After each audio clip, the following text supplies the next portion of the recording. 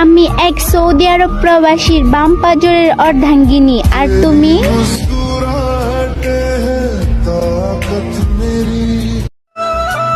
ভাঙলে মনের পিঞ্জিরা, কাইটা গেলি কলিজা, ভালো আমায় থাকতে দিলি না, না রে, ভালো আমায় থাকতে দিলি না। মানুষ কি আজব, তাই না? একজনকে পেয়ে আরেকজনকে নিঃস্বার্থভাবে ভুলে যায়, একবারও ভাবে না যে তাকে ছাড়া সে কেমন আছে।